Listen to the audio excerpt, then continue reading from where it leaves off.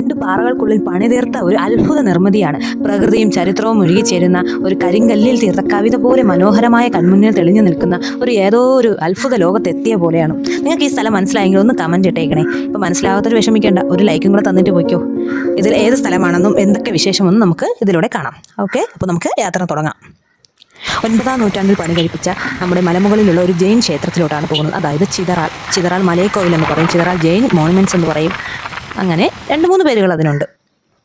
അപ്പോൾ അങ്ങോട്ട് അവിടെ കവാടമാണ് ചിതറാൽ മലയക്കോവിൽ. അവിടെ എത്തി അവിടുന്ന് അകത്തോട്ട് കയറി കുറച്ച് ദൂരം ചെല്ലുമ്പോൾ ഇവിടെ പാർക്കിംഗ് സൗകര്യമുള്ള ഒരു മല കണ്ടില്ലേ.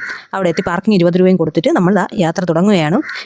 അപ്പോൾ കരിങ്കല്ലിൽ തീർത്ത നമ്മുടെ വഴിയാണ്, കല്ല് പാകിയ വഴികളും നമ്മുടെ ബദാമരങ്ങളും ചുറ്റിലുമുള്ള കാറ്റുകളും പാറകളും ഇതൊക്കെ എന്താ ഭംഗിയെന്നറിയാമോ? നമുക്ക് പറഞ്ഞു തരാൻ പറ്റത്തില്ല, അത്രയും ഭംഗിയുള്ള ഒരു സ്ഥലമായിരുന്നു. അപ്പോൾ അത് ഒരു ചെറിയ ചെറിയ പടികൾ വെച്ചിട്ടുണ്ട്. അത് കഴിഞ്ഞിട്ട് മുകളിലോട്ട് നമുക്ക് നടക്കാനുണ്ട്. ഇവിടുന്ന് നോക്കിയാൽ കാണാനൊന്നുമില്ല, ഒരുപാട് ദൂരമുണ്ട്. അപ്പോൾ നമ്മൾ നടക്കുകയുള്ളൂ വഴി. ആവശ്യത്തിന് വേണമെങ്കിൽ വെള്ളം കരുതിയിരിക്കാം കേട്ടോ. ആ പാറയൊക്കെ കണ്ടോ, അവിടെയൊക്കെ ഷൂട്ടിങ് ചെയ്യാനും ഇതിനൊക്കെ നല്ല സ്ഥലങ്ങൾ ഒരുപാടുണ്ട്. അപ്പോൾ കുറച്ച് ദൂരം കഴിഞ്ഞപ്പോൾ ഒന്ന് ഷൂട്ടിങ് ചെയ്തേക്കാമെന്ന് വിചാരിച്ചു നമ്മുടെ പഴയ ഓർമ്മകളിലോട്ട് പോവുകയാണ്. പണ്ടൊക്കെ ഇങ്ങനെ വീടിൻ്റെ അടുത്തൊക്കെ ഒരുപാട് ചെടികളും മരങ്ങളെല്ലാം ഉണ്ടായിരുന്നുള്ളൂ. ഇപ്പോഴല്ലേ ഒന്നും കാണാൻ പറ്റാത്ത. അങ്ങനെ കുറച്ച് ദിവസം വെച്ച് വീണ്ടും നടക്കുകയാണ്. ഒരുപാട് നടക്കാനുണ്ട്. ഇടയ്ക്കിടയ്ക്ക് ഇങ്ങനെ പടികളുണ്ട്. അത് മുകളിലോട്ട് പോകും തോറും അത് പടികൾ കുറഞ്ഞു വരും കേട്ടോ. ആകെപ്പാടെ തളന്നിട്ട് റെസ്റ്റ് ചെയ്യണം. ഈ പാറയിലൊക്കെ കണ്ടില്ലേ കൊത്തി വെച്ചിരിക്കുന്നതൊക്കെ പേരുകൾ, ഇതൊക്കെ എന്തുമാത്രം മോശമായിട്ടുള്ള കാര്യങ്ങളാണെന്ന് അറിയാമോ? അതിൻ്റെ മുകളിൽ കയറി നോക്കി നമ്മുടെ പ്രകൃതിയെ നമുക്ക് നല്ലതുപോലെ ഒപ്പിയെടുക്കാം കേട്ടോ. നല്ല മനോഹരമാണ്. ഈ പാറകളിലും മരങ്ങളിലൊക്കെ എന്തിനാണ് നിങ്ങളിങ്ങനെ പേരുകളൊക്കെ എഴുതി വെക്കുന്നത്? ആ ചരിത്ര പ്രസിദ്ധമായ സ്ഥലത്തെ ഒന്ന് അപമാനിക്കുന്നതിന് തുല്യമാണ്. ഇനിയെങ്കിലും നിങ്ങൾ വരുമ്പോൾ ഇങ്ങനെയൊന്നും എഴുതി വെക്കരുത് കേട്ടോ. നമ്മൾ അതിനൊരു ബഹുമാനം കൊടുക്കണം. അതുപോലെ പ്ലാസ്റ്റിക് ഇതൊന്നും അവിടെ നിക്ഷേപിക്കരുത്. അവിടെ നിന്ന് പ്ലാസ്റ്റിക്കൊന്നും ഇല്ലായിരുന്നു, പക്ഷേ നല്ല വൃത്തിയുള്ള സ്ഥലമായിരുന്നു. ഈ എഴുത്തുകുത്തുകളും ഒഴിച്ചാൽ ബാക്കി എല്ലാം സൂപ്പറായിരുന്നു. അപ്പോൾ അവിടെ അങ്ങോട്ടൊക്കെ നല്ല കാറ്റും മുന്നിലാണ്. പക്ഷെ രാവിലെ പോയാൽ കുഴപ്പമില്ല കേട്ടോ. അങ്ങനെ അതിൻ്റെ മുകളിലെത്തി ഒരുപാട് നടന്നു. ഒരു 30 മിനിറ്റോടെ നടന്നിട്ടാണ് മുകളിലെത്തി. അവിടെ കണ്ടില്ലേ പാറക്കെട്ടിൽ, അതിൻ്റെ ഇടയിൽ ചെറിയ ഗുഹ പോലെയൊക്കെ കാണും. ഇവിടെയൊക്കെ ബെഞ്ചുകളുണ്ട്. എന്തിനാണെന്നോ നമ്മൾ തളർന്ന് വരുമ്പോൾ റെസ്റ്റ് ചെയ്യാൻ വേണ്ടി. കരിങ്കല്ലിൽ തീർത്തതാണ്. അവിടെ ഒരു വലിയൊരു പേരാൽ മരമുണ്ട്. ആ പേരാൽ മരം മുത്തശ്ശൻ പേരാൽ മരമാണ് കേട്ടോ. അതിൻ്റെ താഴെ തന്നെ ബെഞ്ചിലൊക്കെ റെസ്റ്റ് ചെയ്യണം. ഒരുപാട് നല്ല അനുഭവമാണ് അതിൽ അവിടെ പോയിരിക്കുമ്പോൾ. നമുക്ക് കാറ്റുമല്ല. അവിടെ നിന്ന് പിന്നെ കവാടം തീർത്ത് വരുമ്പോൾ ഒരു ചെറിയൊരു ഗുഹ പോലെയുണ്ട്. നമ്മൾ ഗുഹകളൊക്കെ കണ്ടാന്ന് വിട്ട് കളയാൻ പാടില്ലല്ലോ. അവിടുത്തെ ഭംഗിയൊക്കെ ആസ്വദിക്കണം. എന്താണെന്നൊക്കെ നോക്കണ്ടേ. ഇവിടെ ഒരുപാട് ചരിത്രങ്ങൾ ഉറങ്ങുന്ന സ്ഥലമാണ് കേട്ടോ. നിങ്ങൾക്കൊക്കെ കാണാൻ പറ്റുമെങ്കിൽ ഒന്ന് പോകണം. അതിൻ്റെ ഇടയിൽ കൂടെ താഴോട്ട് പോകണം. അപ്പോഴാണ് അവിടെ അമ്പലം എത്തുന്നത്. ഈ അമ്പലം 25 വർഷത്തോളം പൂജയൊന്നും ഇല്ലാതെ കിടക്കുകയാണ്. 9-ാം നൂറ്റാണ്ടിൽ പണി കഴിപ്പിച്ചതല്ലേ. അത് കഴിഞ്ഞിട്ട് 13-ാം നൂറ്റാണ്ടുകളിലാണ് ദേവീക്ഷേത്രമായി ഇതിനെ മാറിയത്. അത് കഴിഞ്ഞിട്ട് ആർക്കിയോളജി സർവേൽസ് ഇതിനെ ഏറ്റെടുത്തു. എന്നിട്ട് അതിനെ ജൈന പൈതൃക കേന്ദ്രമാക്കി സംരക്ഷിക്കുകയാണ് ഇപ്പോൾ. അവിടുന്ന് മുകളിലത്തെ വ്യൂ കണ്ടില്ലേ, ഒരുപാട് ഭംഗി. നമുക്ക് അവിടെ താഴെ എല്ലാം ഒപ്പിയെടുക്കാം. നല്ല രസമായിരുന്നു കേട്ടോ. അങ്ങനെ മണ്ടലെല്ലാം പാറകളിൽ തീർത്ത് നമ്മൾ ആ പാറകളിലാണ് ഇരിക്കുന്നത് നമുക്ക് പറയാൻ പറ്റും. പ്രകൃതിയുടെ സ്വന്തം സ്ഥലമാണ്. അത് കഴിഞ്ഞിട്ട് കണ്ട ശില്പങ്ങളാണ് ഇതൊക്കെ, ചുമർ ശില്പങ്ങളാണ്. ഇതിലൊക്കെ ഓരോന്നിനും ഓരോ അർത്ഥമുണ്ട് കേട്ടോ. ഇതിലൊക്കെ ആലേഖനം ചെയ്തിരിക്കുന്നത് പാർശ്വനാഥൻ്റെയും പത്മാവതി ദേവിയുടെയും അംബികാദേവിയുടെയും ഒക്കെ ശില്പങ്ങളാണ്. പിന്നെ 24 തീർത്ഥങ്കന്മാരുടെ ശില്പങ്ങൾ ഇവിടെ ഉണ്ട് കേട്ടോ. അതൊക്കെ കാണാൻ പറ്റും. ഇതിന് ഓരോന്നിനും ഓരോ അർത്ഥങ്ങളാണ്. പഴയ കാലത്ത് ജൈനത്തിനെ ഇതിനെ ഓർമ്മിപ്പിക്കുന്നു. അത് കഴിഞ്ഞിട്ട് അങ്ങോട്ട് പോകുമ്പോൾ ഒരു നാഗരുടെ സ്ഥലമുണ്ടായിരുന്നു, അവിടെ നിന്ന് തൊഴുതായിരുന്നു.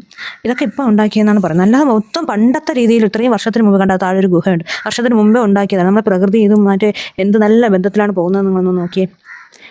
അതുകൊണ്ട് അവിടെ നിന്ന് ആ ക്ഷേത്രത്തിൻ്റെ അവിടെ എത്തിയിട്ടുണ്ട്.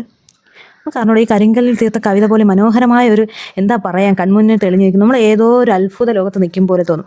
ഒരുപാട് മനസ്സിനായാലും നല്ലൊരു കുളിർമുള്ള അന്തരീക്ഷം, കാറ്റ്, പാറകൾ. അവിടെയാണ് അമ്പലമുള്ളത്. അവിടെ നമുക്ക് ക്യാമറയൊന്നും അലോഡല്ല. മുകളിൽ 3 പ്രതിഷ്ഠയുണ്ട്. ഇത് തീരാ ഉറവയാണ് കേട്ടോ. ഒരിക്കലും പറ്റാത്ത ഉറവയാണ്. വേനൽക്കാലത്ത് പോലും പറ്റാത്ത. അവിടെ ഒരു ഹാർട്ട് ഷേപ്പ് പോലെയാണ്. അതിൻ്റെ പാറയുടെ മുകളിലൊക്കെ റീൽസൊക്കെ ഷൂട്ട് ചെയ്യുന്നുണ്ട്. നല്ല രസമായിരുന്നു അവിടെ നോക്കാനൊക്കെ. അവിടെ മുകളിൽ നിന്നാൽ മൊത്തം നമുക്ക് കാണാൻ പറ്റും. ഒരുപാട് കാഴ്ച അനുഭവമാണ്. നമ്മൾ കണ്ണിന് തന്നെ എന്താ ഒരു രസമെന്നറിയാവോ.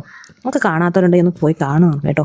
അടുത്ത മുകളിൽ പാറയുടെ മുകളിലോട്ട് കുറച്ച് നേരം പോയി അവിടെ നിന്നൊന്ന് വ്യൂ എടുത്ത് നോക്കി. അവിടെയൊക്കെ വ്യൂ പോയിൻ്റൊക്കെ സൂപ്പറാണ്.